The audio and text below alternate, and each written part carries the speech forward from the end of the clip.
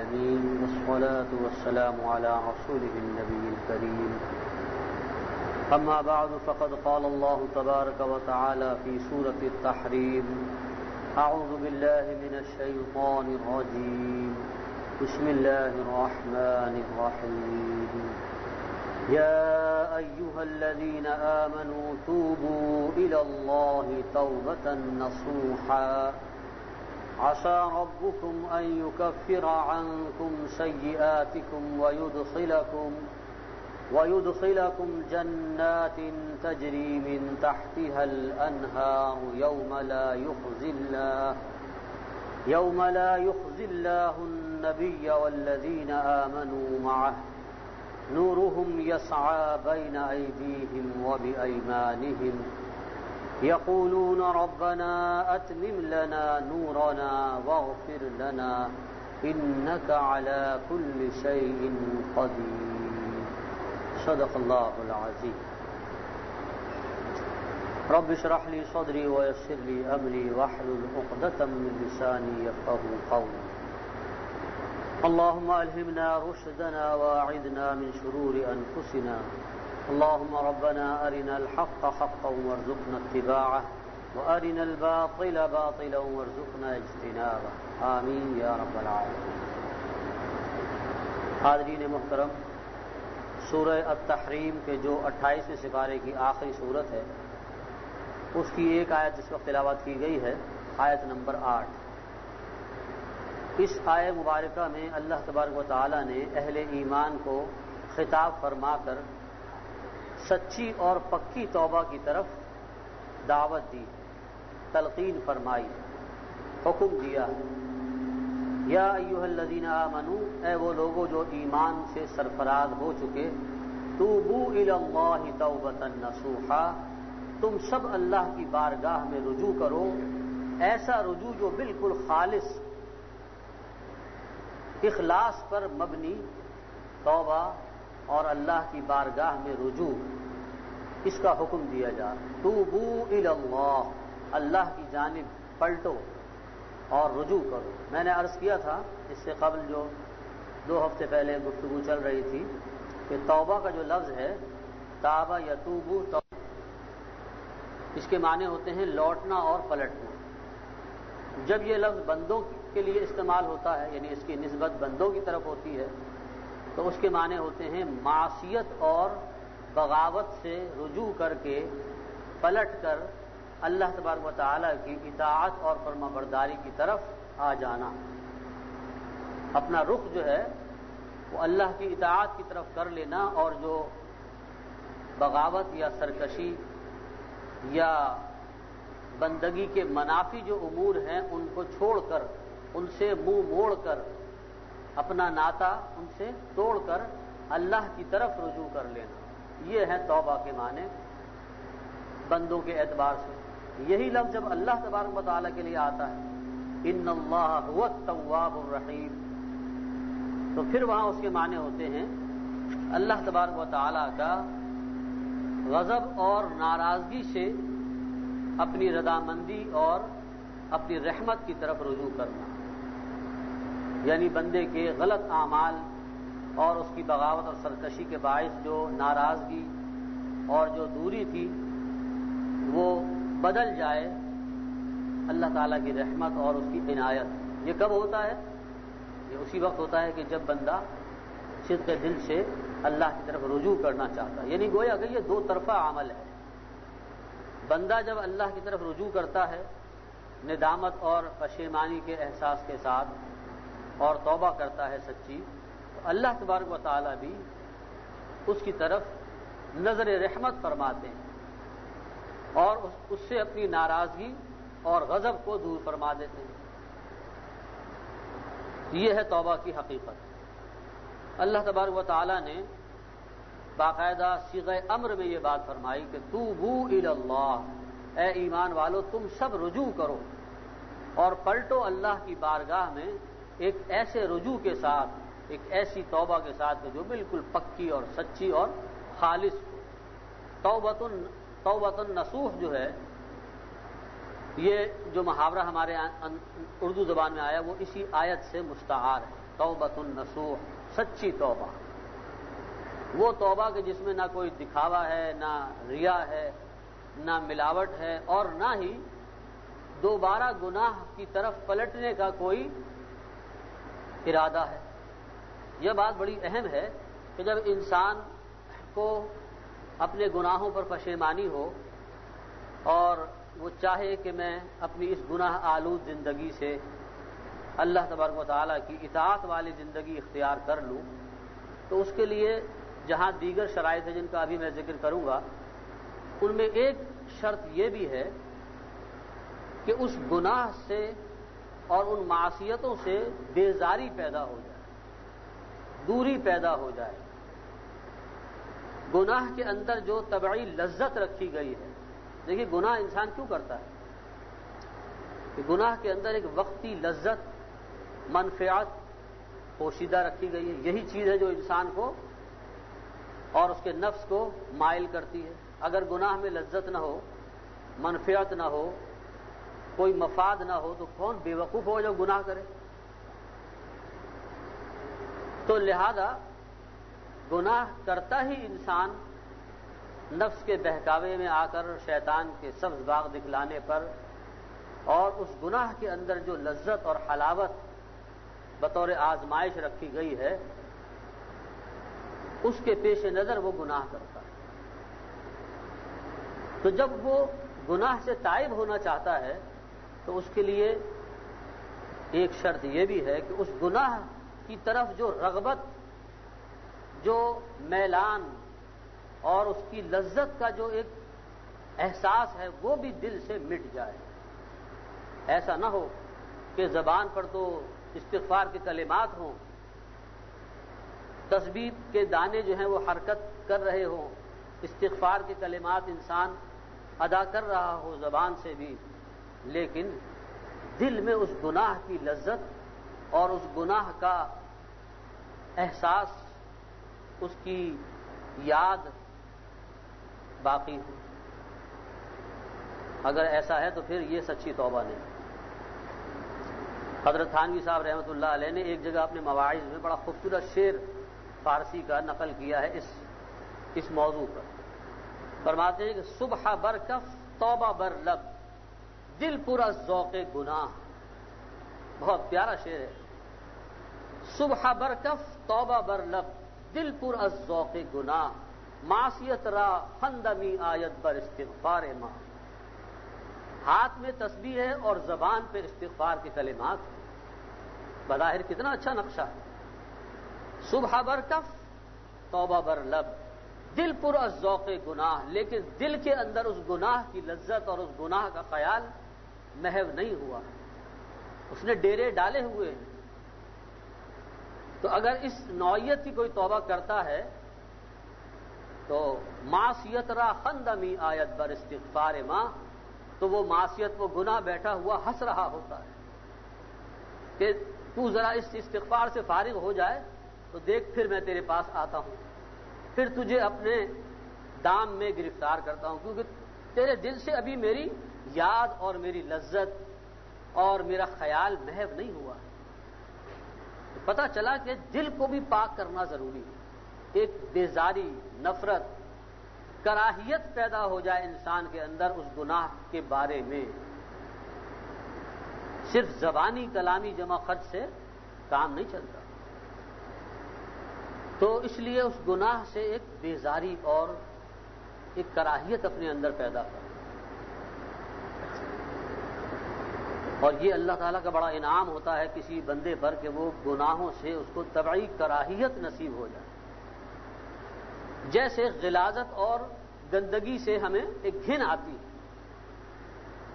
طبیعت جو ہے اس سے کتراتی ہے، ابا کرتی ہے، اسی طریقے سے جو باطنی گندگی ہے، مخفی غلاظت ہے یعنی گناہ، اس سے بھی اتنی ہی ہمیں گھن آنے لگے، اتنی ہی کراہیت ہو جائے جیسا کہ ظاہری گندگی سے ہوتی، تب سمجھیے کہ آپ اس مقام پر پہنچے ہیں کہ جو توبہ کے لیے ضروری ہے۔ قرآن حکیم میں صحابہ کرام رضوان اللہ علیہم اجمعین کے بارے میں یہ بات فرمائی کہ اللہ تعالیٰ نے نہ صرف ان کے دلوں میں ایمان کو مزین کیا تھا، پیوست کر دیا تھا، بلکہ ان کو گناہوں سے ایک طبعی کراہیت بھی عطا فرما دی۔ وَلَٰكِنَّ اللَّهَ حَبَّبَ إِلَيْكُمُ الْإِيمَانَ وَزَيَّنَهُ فِي قُلُوبِكُمْ وَكَرَّهَ إِلَيْكُمُ الْكُفْرَ وَالْفُسُوقَ وَالْعِصْيَانَ أُولَٰئِكَ هُمُ الرَّاشِدُونَ۔ یہ قرآن کا بیان ہے، سورہ الحجرات نکال کے پڑھیے۔ اللہ تعالیٰ فرماتے ہیں یہ وہ مقدس گروہ ہے، یہ اصحاب نبی کا وہ بہترین مجموعہ ہے کہ جن کے دلوں میں ہم نے ایمان کو محبوب بنا دیا۔ محبوب ترین چیز جو ہے ان کے دلوں میں ایمان ہے۔ حبب الیکم الایمان وزینہ فی قلوبکم، اور تمہارے دلوں میں اس کو مزین کر دیا، آراستہ کر دیا، یعنی پورے طریقے سے رگ و ریشے میں وہ ایمان پیوست ہو۔ سبحان اللہ، یہ کتنا بڑا سرٹیفکیٹ ہے جو قرآن دے رہا ہے، اور مخاطب کے صیغے میں کم کا لفظ آیا ہے۔ اے صحابہ تم نبی کے ساتھی ہو، محمد الرسول اللہ والذین معہ، ان کا ذکر چل رہا ہے، ان کے بارے میں قرآن کہہ رہا ہے کہ تمہارے دلوں میں ایمان کو محبوب بنایا اور تمہارے دلوں میں اس کو ہم نے جاگزی فرما دیا ہے، آراستہ کر دیا ہے۔ وَكَرَّهَ إِلَيْكُمُ الْكُفْرَ وَالْفُسُوقَ وَالْعِصْيَانَ، اور تمہارے نزدیک ناپسندیدہ بنا دیا ہے، مکروہ قرار دے دیا ہے، کراہیت تمہیں عطا فرما دی ہے۔ کس کس چیز سے؟ کفر والفسوق والعصیان، کفر سے، فسوق سے یعنی بغاوت اور نافرمانی سے، والعصیان اور نافرمانی سے، اللہ کے حکم عدولی سے، مطلب یہ کہ نافرمانی کے جتنے پہلو ہو سکتے ہیں ان سب کا ذکر فرما دیا۔ کرہ الیکم الکفر والفسوق والعصیان اولئک هم الراشدون۔ دیکھیے قرآن کی اس آیت سے یہ معلوم ہوا کہ مثبت اور منفی دونوں چیزیں بیک وقت درکار ہیں۔ مثبت طور پر تو ایمان، اللہ کی عظمت، اس کی صفات کمال پر پورا یقین اور دل میں اس کو پورے طریقے سے جذب کیا ہوا، یہ تو ہوا مثبت پہلو۔ اور منفی پہلو کیا ہے کہ دل کے اندر ایک کراہیت پیدا ہو گئی، بیزاری اور وحشت اور نفرت پیدا ہو جائے معصیت سے، گناہوں سے، بالکل ایسے کہ جیسے غلاظت اور تعفن سے، گندگی سے ہمیں طبعی کراہیت ہو۔ کسی گندی جگہ سے گزرے، کوئی نالے وغیرہ کے پاس سے جہاں سے بدبو آ رہی تو ہم رومال اپنی ناک پر رکھ لیتے ہیں، اپنے منہ کو بند کر لیتے ہیں کہ کوئی جرثومہ جو ہے وہ بیماری کا ہماری سانس کے ساتھ داخل نہ ہو جائے، اور جلدی سے اس جگہ سے گزرتے ہیں۔ یہ جو ہمارا طرز عمل ہے کراہیت والا، گھن کھانے والا، یہی مطلوب ہے اخلاقی سطح پر گناہوں کے بارے میں۔ اگر گناہوں سے ہمیں نفرت نہیں ہے، بیزاری نہیں ہے، گھن نہیں آ رہی ہمیں، بلکہ ہمیں وہ گناہ اچھا لگ رہا ہے، اس گناہ کے اندر جو لذت ہے، اس گناہ کے اندر جو وقتی طور پر ایک حلاوت ہے، اس سے ہم مزے لے رہے ہیں، اپنے دل کے اندر اس کا خیال کر کے مزے لے رہے ہیں، تو سمجھ لیجئے کہ سچی توبہ نہیں ہو رہی، گناہ ابھی دل سے نہیں نکلا ہے۔ تو توبہ کے بارے میں بڑی غلط فہمیاں ہیں، اس لیے مناسب ہے کہ اس موقع پر توبہ کی جو شرائط ہیں، توبۃ النصوح، سچی اور پکی توبہ جو اللہ کے ہاں قابل قبول ہے، جس توبہ پر اللہ تبارک و تعالیٰ اپنی رحمت اور اپنی عنایت کے ساتھ متوجہ ہو جاتے ہیں، اپنے غضب اور ناراضگی کو سلب فرما لیتے ہیں اور اپنی عنایت اور اپنی رحمت کا نزول فرماتے ہیں اپنے بندے پر۔ وہ کون سی توبہ ہے؟ وہ توبہ ہے توبۃ النصوح، جس کا یہاں حکم دیا جا رہا ہے، یا ایھا الذین آمنوا توبوا الی اللہ توبۃ نصوحا عسیٰ ربکم ان یکفر عنکم سیئاتکم۔ اگر تم واقعی یہ سچی اور پکی توبہ کر لو اس کی تمام شرائط اور لوازمات کے ساتھ، تو ہو سکتا ہے کہ تمہارا رب تمہاری تمام برائیوں کو مٹا دے، تمہارے نامہ اعمال سے بھی اور تمہارے اخلاق و کردار سے بھی ان تمام گندی عادات اور بری عادات کو دفع فرما دے، رفع فرما دے۔ وَيُدْخِلَكُمْ جَنَّاتٍ تَجْرِي، اور تمہیں داخل کر دے ایسے باغات میں کہ جن کے دامن میں نہریں رواں ہیں، تجری من تحتها الانہار، یوم لا یخزی اللہ النبی والذین آمنوا معہ، اور یہ وہ دن ہوگا کہ جس دن اللہ رسوا نہ فرمائے گا نہ تو نبی کو اور نہ ان کے ساتھ ایمان لانے والوں کو، یعنی جو ان کے نقش قدم پر چاہے ان کی زندگی میں اور چاہے ان کے بعد قیامت تک جو لوگ ان کے نقش قدم کی پیروی کریں گے، اپنے آپ کو اس کے ساتھ ہم آہنگ کرنے کی کوشش کریں گے، اللہ ہرگز ان کو اس دن، اس یوم حشر میں رسوا نہ فرمائیں گے۔ نورہم یسعی بین ایدیہم و بایمانہم، اور نور ایمان اور نور اعمال دوڑ رہا ہوگا ان کے سامنے کی طرف اور ان کے دائیں جانب، یقولون ربنا، اور وہ یہ کہہ رہے ہوں گے اے ہمارے رب اتمم لنا نورنا، اس نور کو ہمارے لیے مکمل فرما دیجیے، اس میں جو کمی ہے، اس میں جو تقصیر ہے اس کو اپنی رحمت سے پورا فرما دیجیے، واغفر لنا، اور ہمیں معاف فرما دیجیے، ہماری مغفرت فرما دیجیے، انک علی کل شیء قدیر، بے شک آپ ہر چیز پر قادر ہیں۔ یہ نقشہ کھینچا اللہ تبارک و تعالیٰ نے یوم حشر، اور فرمایا کہ جو اہل ایمان ہوں گے، کہ جو نیک اعمال کے ذریعے سے اللہ تبارک و تعالیٰ کی خوشنودی اور اس کی رضا جوئی کے طلبگار رہے ہوں گے، اپنے اس دعوی ایمان کو سچا ثابت کرنے کے لیے دنیا میں انہوں نے نیکوکاری کی زندگی بسر کی ہوگی، اس کے لیے انہیں قربانیاں دینی پڑی ہوں، کچھ چھوڑنا پڑا ہو، سب کچھ انہوں نے برداشت کیا ہوگا، تو اس کا نتیجہ یہ نکلے گا کہ قیامت کے دن ایک نور تو ہوگا جو ان کے سامنے کی طرف دوڑ رہا ہو، لہریں مار رہا ہوگا، وہ کون سا نور ہے؟ وہ جو نور ایمان ہے جو قلب سے نکل رہا ہو۔ دل، چونکہ جب انسان کھڑا ہوتا ہے تو فرض کیجئے کہ دل میں سے اگر کوئی نور نکل رہا ہو، دنیا میں تو نظر نہیں آتا، لیکن آخرت میں اللہ تبارک و تعالی اس ایمان کی انٹینسٹی کو، اس کی شدت کو اللہ تعالیٰ نور کی شکل میں ظاہر فرمائے۔ جس کا جتنا ایمان قوی ہوگا اتنا ہی اس کے دل سے جو ہے روشنی سامنے کی طرف نکل رہی ہے۔ یہ غالباً کوئی ایسا مرحلہ ہوگا، قرآن حکیم کے دیگر مقامات سے بھی اس کی تائید ہوتی ہے، کہ جب کوئی گھٹا ٹوپ اندھیرا ہو، کسی کو سجھائی نہ دے رہا ہوگا، اس وقت اس روشنی کی ضرورت ہوگی کہ جس روشنی کی رہنمائی میں پل صراط کو پار کر لیا جائے بغیر ٹھوکر کھائے ہوئے۔ تو اللہ تعالیٰ فرمانے کہ ہم ایک نہیں بلکہ دو نور دیں گے، ایک نور تو قلب سے معجزن ہوگا ایمان کی وجہ سے، اور دوسرا نور داہنی طرف، یہ جو داہنا ہاتھ ہے یہ ہے اعمال خیر کا کاسب، اس سے ہم نیکی کرتے ہیں، اس سے صدقہ دیتے ہیں، تو یہ علامت ہے گویا کہ اعمال خیر اور اعمال صالحہ کی۔ تو ایک نور ہوگا کہ جو داہنی طرف نکل رہا، اس بازو سے، اس ہاتھ سے اللہ تعالیٰ داہنی طرف ایک نور کا کہہ لیجئے کہ سرچشمہ اس ہاتھ کو بنائیں گے، تو دو طرف ان کے روشنی نکل رہی ہوگی، قلب سے آگے کی طرف نورہم یسعی بین ایدیہم و بایمانہم، اور داہنی جانب بھی نور ان کے دوڑ رہا ہوگا، لہریں مار رہا ہوگا، لیکن مرحلہ اتنا سخت ہوگا، اندھیرا اتنا گہرا ہوگا کہ انہیں اندیشہ ہوگا کہ کہیں یہ نور ہمارا ختم نہ ہو جائے، بجھ نہ جائے، ناکافی ثابت نہ ہو، کہ اگر کوئی ٹھوکر لگ جائے تو سیدھے جہنم رسید نہ ہو جائیں، تو وہ دعا کریں گے کہ ربنا اتمم لنا نورنا، اے رب تو نے اپنے فضل سے یہ جو ہمیں نور ایمان اور نور اعمال عطا فرمایا ہے، اس میں جو تقصیر ہے، اس میں جو کمی ہے، اپنی رحمت سے تو اس کو پورا فرما دے، اتنی روشنی دے دے کہ اس کی رہنمائی میں ہم یہ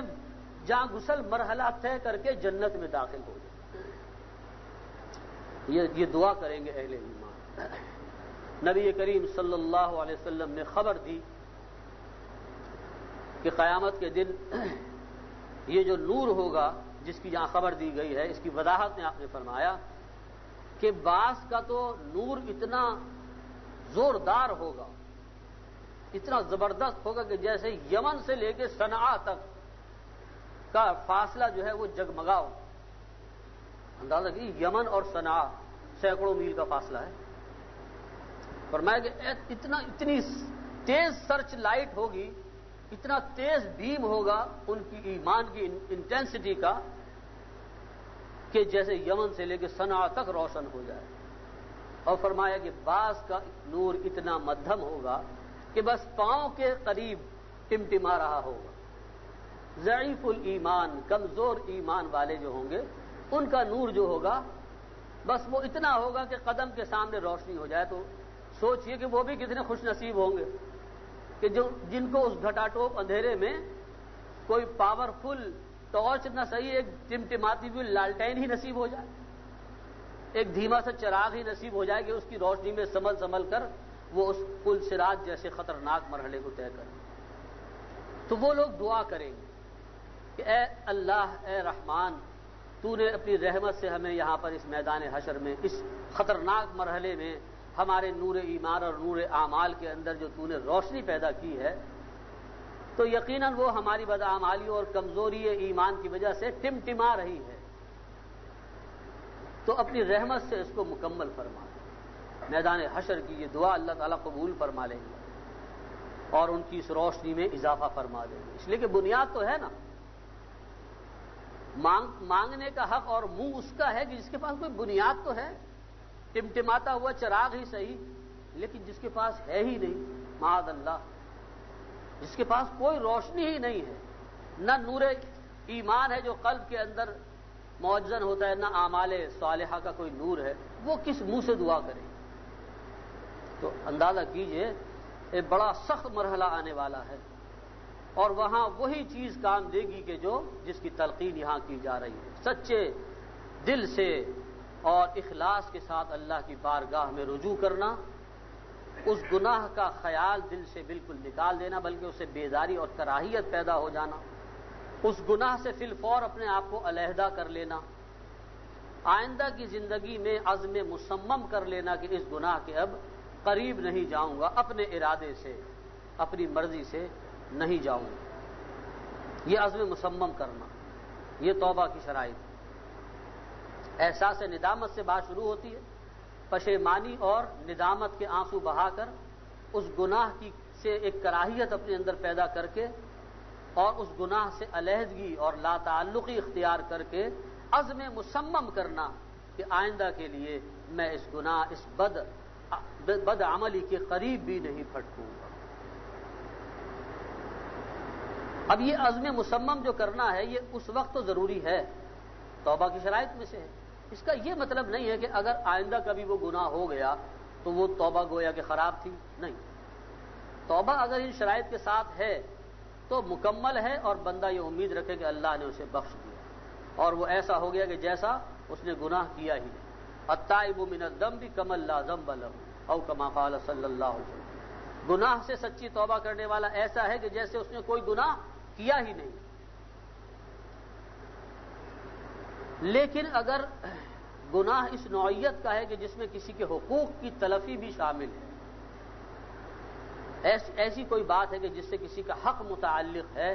کسی کی زمین پہ قبضہ کیا ہے، کسی کے مال پہ قبضہ کیا ہے، کسی کا دل دکھایا ہے، کسی کی غیبت کی ہے، تو اب ایک چوتھی اور اضافی شرط یہ ہے کہ پہلے اس کا حق ادا کرے، یا تو اسے معاف کرائے اور یا اس کا حق اس کو لوٹائے، تب جا کے توبہ مکمل ہو۔ یعنی حقوق العباد کے ذیل میں توبہ میں ایک اضافی شرط یہ ہے کہ وہ حق اس کی تلافی کی جائے پہلے، یہ نہیں کہ آپ کسی کی زمین پر قبضہ کیے بیٹھے ہیں، کسی کی وراثت